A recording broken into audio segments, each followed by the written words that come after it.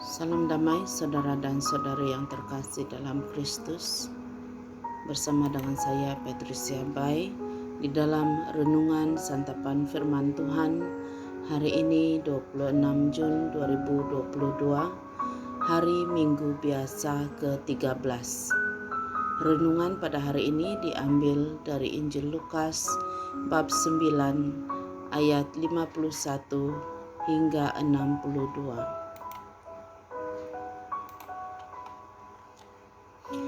Apabila sudah dekat masanya, Yesus diangkat ke surga. Dia mengambil keputusan untuk pergi ke Yerusalem. Dia menyuruh orang pergi terlebih dahulu daripada dia. Mereka berangkat dan pergi ke sebuah pekan di Samaria untuk menyediakan tempat bermalam bagi Yesus. Tetapi penduduk pekan itu tidak mau menerima Yesus, karena nyata sekali bahwa Yesus sedang menuju ke Yerusalem. Ketika Yakobus dan Yohanes, pengikut Yesus, mengetahui hal itu, mereka berkata, "Tuhan, adakah Tuhan mahu kami meminta api turun dari surga untuk membinasakan mereka?" Yesus berpaling lalu memarahi mereka. Setelah itu, dia dan pengikut-pengikutnya pergi ke pekan lain. Sedang mereka meneruskan perjalanan, datanglah seseorang berkata kepada Yesus, "Saya bersedia mengikut Tuhan kemana saja Tuhan pergi." Yesus menjawab, "Serigala mempunyai lubang dan burung mempunyai sarang, tetapi Anak Manusia tidak mempunyai tempat untuk berbaring dan berehat." Lalu dia berkata pula kepada orang lain, "Ikutlah aku." Tetapi orang itu berkata, "Tuan, benarkan saya balik untuk mengebumikan jenazah bapa saya dahulu?" Yesus menjawab, "Biarlah orang mati menguburkan orang mati mereka sendiri. Tetapi kamu, pergilah, kabarkan berita bahwa Allah sudah mula memerintah." Seorang lain pula berkata, "Tuan, saya mau mengikut Tuan. Tetapi benarkan saya balik dahulu untuk mengucapkan selamat tinggal kepada keluarga saya." Yesus berkata kepadanya, "Orang yang mula membajak, tetapi selalu menoleh ke belakang, tidak layak menikmati pemerintahan Allah." Injil Tuhan. Terpujilah Kristus. Saudara dan saudari, ada banyak perkara yang sering Yesus nyatakan di dalam kitab suci dari hal mengikuti Dia.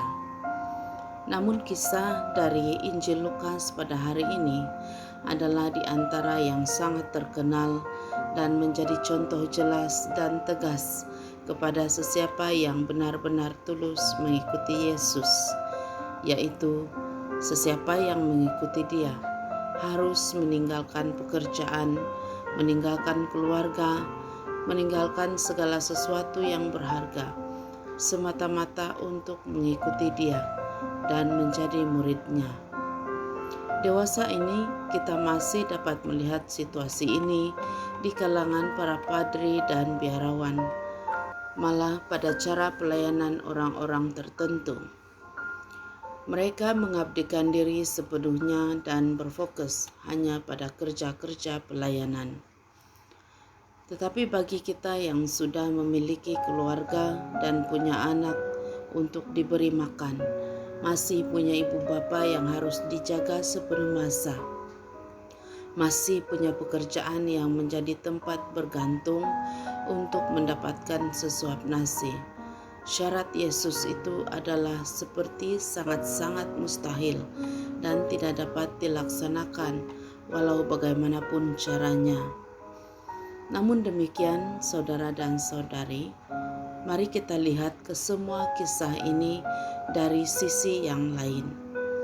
Pelayanan itu bukan saja berada di dalam bangunan gereja, bukan semata-mata pergi menemui mereka yang tidak beragama dan berkhotbah kepada mereka setiap hari hingga mereka terbuka hati menjadi Katolik.